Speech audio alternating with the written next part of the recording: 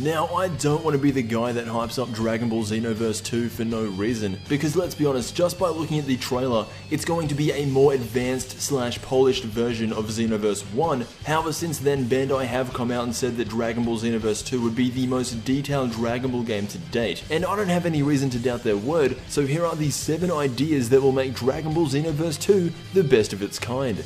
Taking out the first spot, something I would think that is universally requested, we have more characters. The original game wasn't too focused on having a large roster as much as it was player customization. However, in Xenoverse 2, there needs to be both. I'm talking about adding in guys like second and third form Frieza, Majin Buu with Gohan absorbed to say the very least. Honestly, we probably won't be getting a Budokai Tenkaichi 3 type roster because Dimps, the guys who are working on Xenoverse 2, have never really been about huge character rosters. If we go back and look at the games that they've made, we have the Budokai series, that's 1, 2, and 3. They also made Burst Limit, and none of those games had absolutely mind-blowing rosters, but even still, for Xenoverse 2 to be the best it can be, we need some more characters.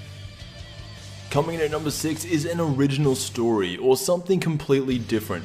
At the end of Xenoverse 1, we saw Towa and Mira fly off, swearing revenge, which just screams that Xenoverse 2's storyline will somehow revolve around that. And here's how I'd want it to go. This may be asking for too much, but they did say this was going to be one of the most detailed Dragon Ball games, so I'm gonna go all out. Something we have never seen before, or at least I don't think, is the ability to choose your own path. Make decisions, and based on the decisions you make, the story will turn out differently. This could lead into a good / evil karma system.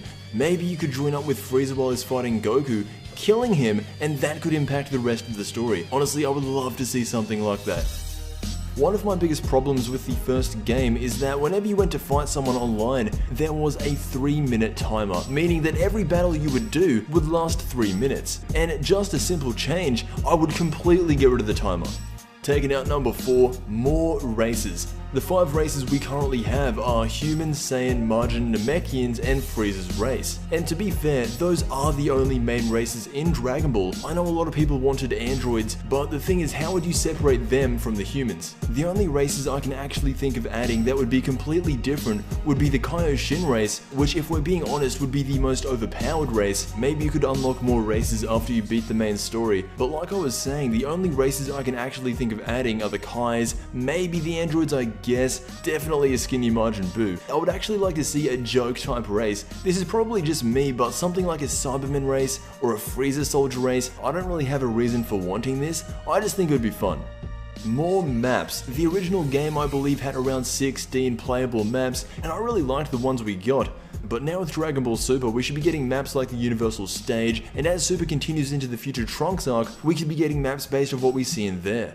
Taking out number 2, we have more multiplayer game modes. Now this would be purely for online multiplayer, and I'm thinking to add in something like a bunch of minigame modes, nothing overly complicated, but the main part of this would be the World Tournament. The World Martial Arts Tournament was missing for a large part of Xenoverse 1's lifespan, and since in the trailer we see our custom character flying over it specifically, that makes me think that we will be seeing this at launch.